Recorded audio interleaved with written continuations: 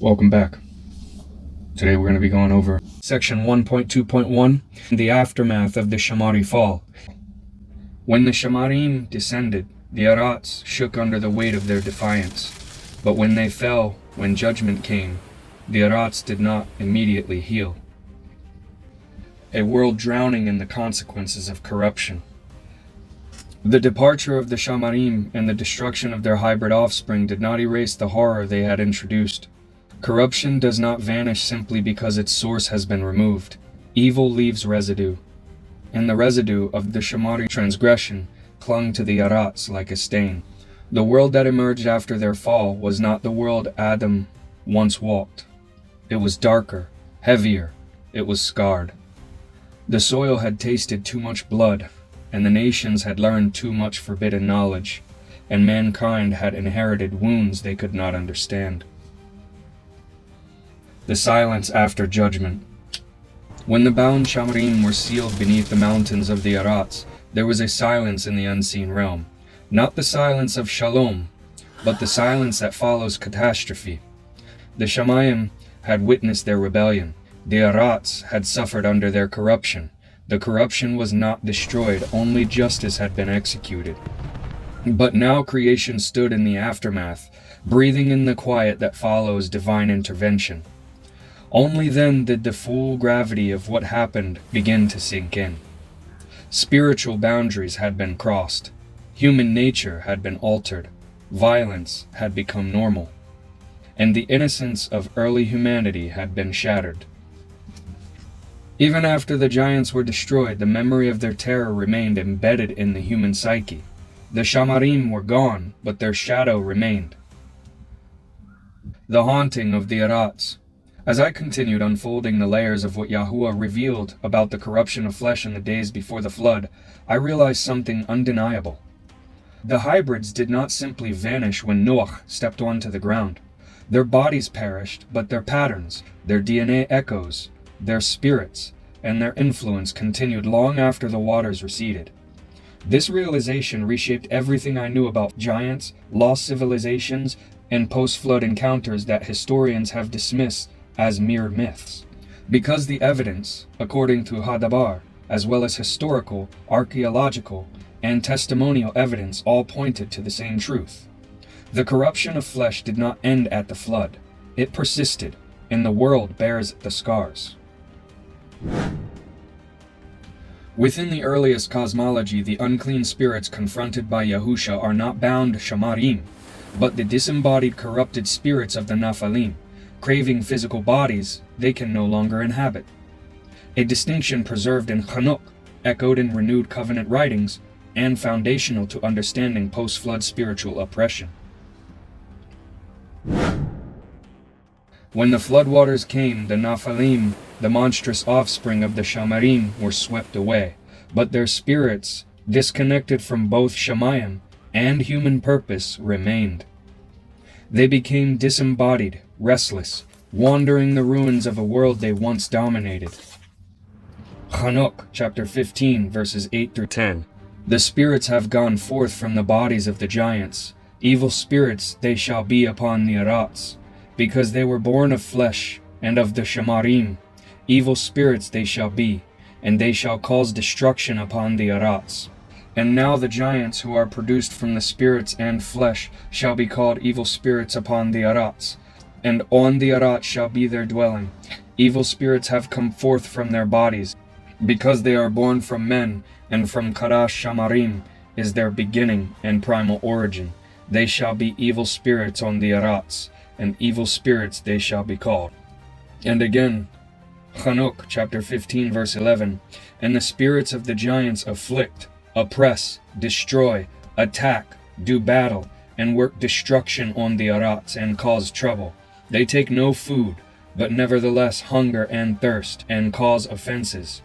And these spirits shall rise up against the children of men and against women, because they have proceeded from them. And this is also mentioned in Brit Hadasha, Apazim, or Ephesians, chapter 6, verse 12.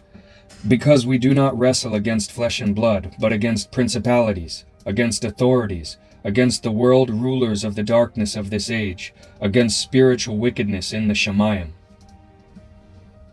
And it's also explained in Luke, chapter 11, verses 24 through 26. When the unclean spirit goes out of a man, he goes through dry places, seeking rest, and finding none, he says, I shall return to my house from which I came. And when he comes, he finds it swept and decorated. Then he goes and takes with him 7 other spirits more wicked than himself, and they enter and dwell there. And the last state of that man becomes worse than the first. Their influence is the true spiritual contamination that persisted after the flood. They whisper, tempt, afflict, deceive, and influence rulers, guiding nations back towards the days of Noah. These spirits become the earliest origins of what mankind would later call demons, evil spirits of violence, fear, and corruption, still seeking embodiments to oppress and possess, for they were disembodied themselves. The return of the Naphalym after the flood. Though the flood erased physical hybrids, Hadabar shows that their presence returned.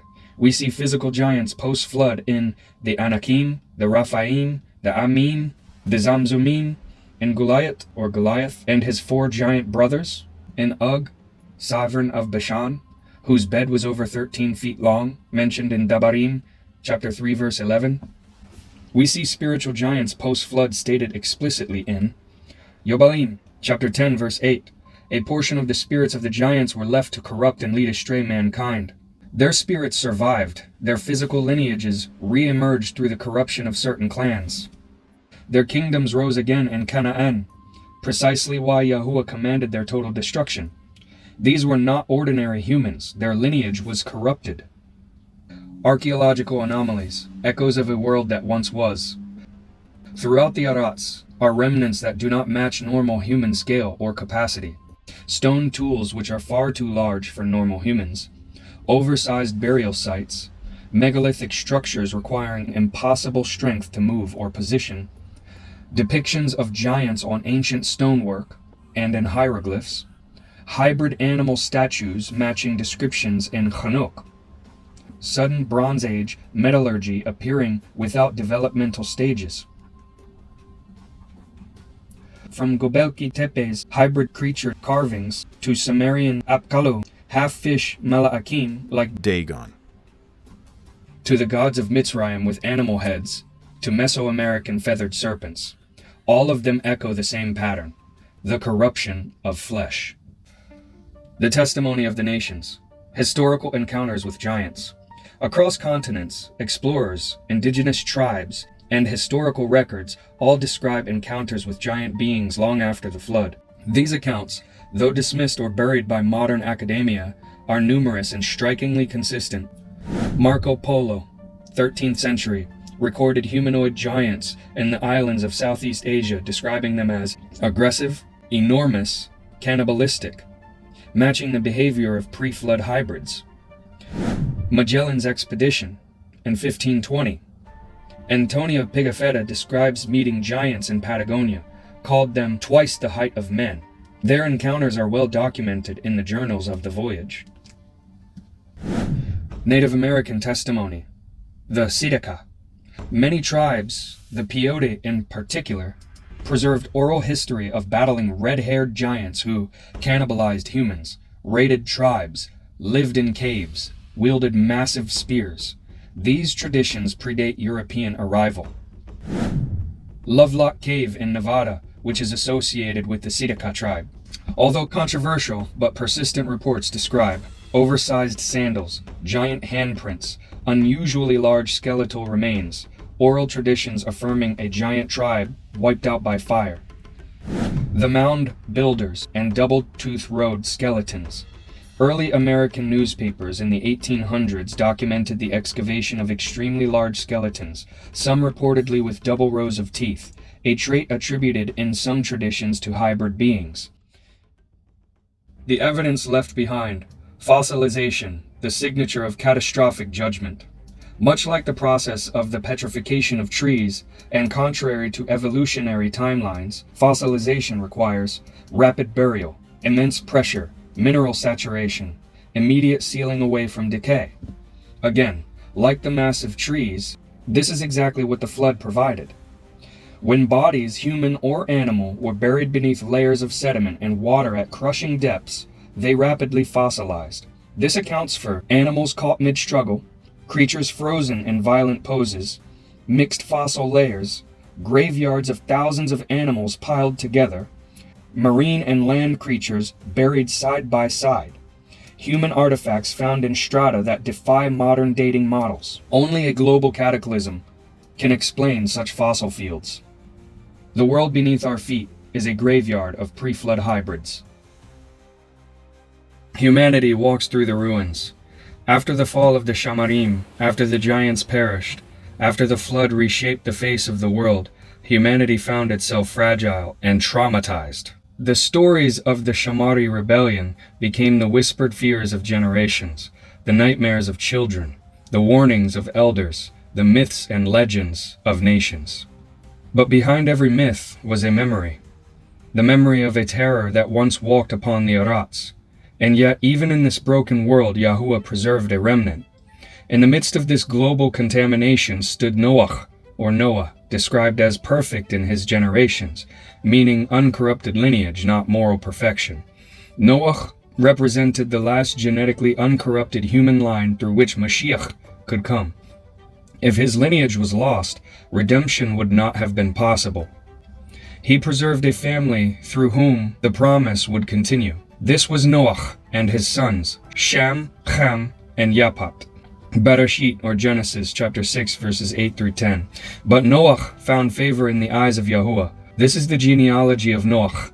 Noach was a righteous man, perfect in his generations. Noach walked with Eluah, and Noach brought forth 3 sons, Shem, Ham, and Yaphat.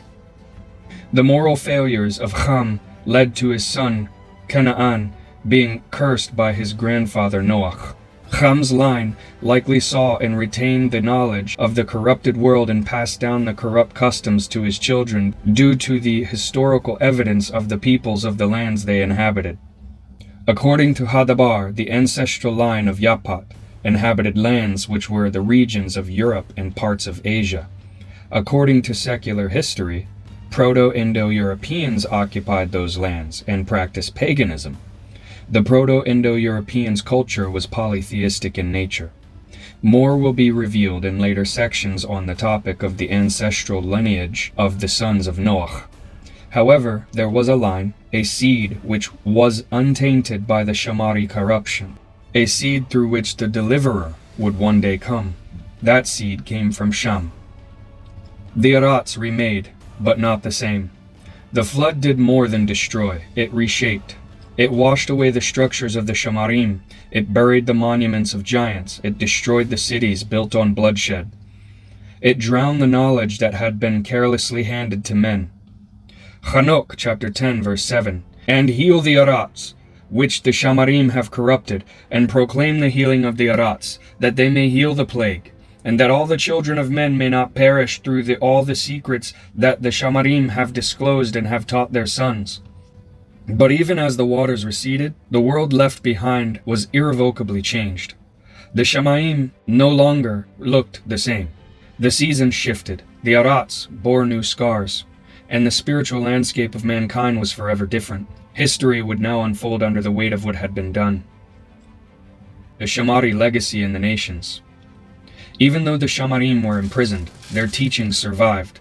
Fragments of their knowledge were passed down through stories, tales, what's now considered legends or folklore, through rituals, symbols, and early religious systems. Idolatry, astrology, sorcery, and all the earliest forms of occultism all carry echoes of the shamary rebellion. The nations that arose after the flood inherited their influence indirectly and directly.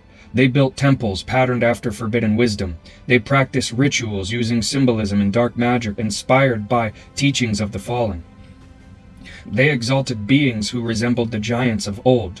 Thus the shamarym, though bound beneath the Arats, continued to influence humanity from the shadows. The rebellion that the shamarym initiated became the seedbed of paganism, mythology, and spiritual deception across the ancient world. even into modern times. Warning from the shamarym echoes through the ages. The fall of the shamarym was not only a judgment, it was a warning written across the history of both realms. A warning that the Kadasha, a set-apartness, can be abandoned, purposed beings can fall, corruption spreads quickly, and rebellion echoes long after the rebels are gone. Hepa, Shani, or 2 Peter. For if Allah did not spare the shamarym who transgressed, but bound them with the chains of darkness and delivered them into the pits to be kept until judgment, and did not spare the world of old, but preserved Noach. You see, even the early Natsarim, the true believers, were taught to look upon the shamary fall as a sobering reminder of what it means to depart from the will of Yahuwah. Their story is not merely history, it is nabao, or prophecy, a foreshadowing of judgment yet to come, a demonstration of divine justice, and a backdrop against which the need for redemption becomes unmistakable. The stage of conflict expands. With the shamarym fallen, with their offspring slain, with their spirits roaming the arats, with their influence embedded in mankind's memory, the unseen conflict shifted. The rebel who had been cast from the shamarym now moved more openly among the nations. The corrupted spirits stirred mankind toward violence and deception. The nations grew in pride, in idolatry, and in defiance of Allah. The aftermath of the shamary fall set the stage for the next great clash in the unseen war, one that would shape the destiny of nations, the rise and fall of empires, and the unfolding of nabao, or prophecy. The shamarym had mourned, the arats had suffered. The spiritual landscape was irrevocably altered, and humanity, fragile and wounded, walked forward into a world touched by both esteem and ruin. The aftermath was complete. But the story was only just beginning. Yahuwah did not flood the arats because of wickedness. He flooded it because of the genetic corruption had reached totality. The flood erased hybrid abominations, cleansed the arats of the shamary offspring, reset the biological order, preserved the promise of Mashiach, ensured the survival of an uncorrupted seed. This theme reappears in these last days, where corruption again becomes biological, technological, and spiritual. Nabai, or prophetic, parallel, as in the days of Noach. Yahusha warned that the final generation would mirror the days of Noach. This means genetic manipulation, an example CRISPR tech, cloning, hybrids, also the corruption of flesh, an example AI integration, transhumanism, also shamary knowledge revived, which is occult science and technology, violence filling the arats, and spiritual corruption exploding worldwide. Section 1.2.1 becomes the nabai, or prophetic foundation that later connects to Section 22.7, the technological beast, Section 22.14, AI oracle and genetic surveillance, Section 22.8.9 to 22.13, false peace and abomination, Section 22.5, and Section 22.13 to 22.14, the remnant.